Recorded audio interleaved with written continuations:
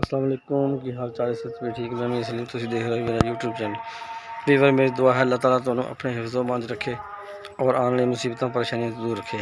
Weaver आज की video शुरू करने तो पहले सारे चैनल सब्सक्राइब करो, बेल आइकन प्रेस करके आल तक कर दो ताकि सारी आने वाली हर वीडियो तुहाडे तक जल्दी जल्दी पहुँच सके।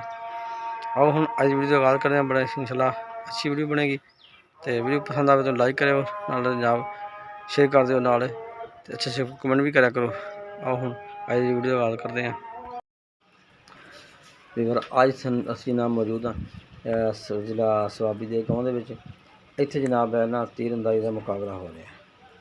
ਤੁਸੀਂ ਦੇਖੋਗੇ ਕਿ ਇਹ ਲੋਕ ਪਠਾਨ ਲੋਕ ਦੋਸਤ ਜਿਹੜੇ ਨੇ ਬੜਾ ਇਹਨੂੰ ਪਸੰਦ ਕਰਦੇ ਨੇ। ਇਹ ਜਨਾਬ ਬੜੇ ਹਥਿਆਰ ਵੈਪਨ ਇਸਤੇਮਾਲ ਕਰਦੇ, ਇਸੇ ਤਰ੍ਹਾਂ ਨਾਲ ਤੀਰਾਂ ਦਾ ਵੀ ਮੁਕਾਬਲਾ ਕਰਦੇ ਆ। ਦੇਖੋ ਹੁਣ ਮਾਸ਼ਾਅੱਲਾ ਇਹ ਨਿਸ਼ਾਨਾ ਕਰਿਆ ਜੀ, ਇਹ ਮਾਸ਼ਾਅੱਲਾ ਜ਼ਬਰਦਸਤ ਨਿਸ਼ਾਨਾ ਲੱਗਿਆ ਜੀ, ਮਜ਼ਾ ਆ ਗਿਆ। ਤੇ ਇਹ ਦੇਖੋ ਜੀ ਅੱਗੇ ਹੁਣ इन्हों के मुकाबले ये करते रहते हैं। अक्सर लोग इकट्ठे होकर शुगल मेला तो ये पठान लोग जोड़े ना ये बड़े जंगजू होंगे ने। तो ये असी इन्हों मौजूद अज तो सवाबी का गाँव है जी। इत्थे जनाब बड़ी दुनिया इकट्ठी शायकीन देखने वास्ते या देखो मुकाबले हो रहे हैं। तो तुहाडे सामने तो बड़ा मज़ा आ रहा जी प्रोग्राम का माशाअल्लाह।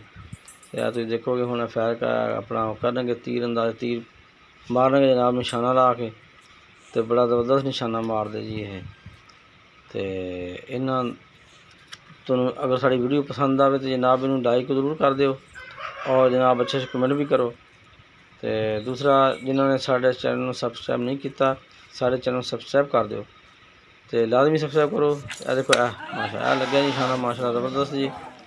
तो यह बड़ा मज़ा आता, लोग इंजॉय करते हैं इस गेम नू।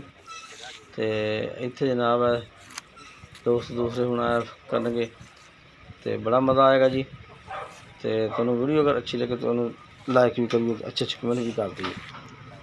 तो यह देखो जी तो बड़ी मज़ेदार वीडियो बन रही है जी, बड़ा मज़ा आएगा। यह लोग दोस्त खड़े ने, पूरा एरिया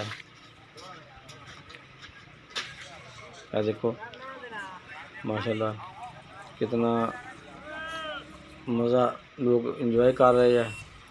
आ देखो फिर हूँ ज़बरदस्त जी। तो बहुत शुक्रिया जनाब। तो अल्लाह हाफिज़।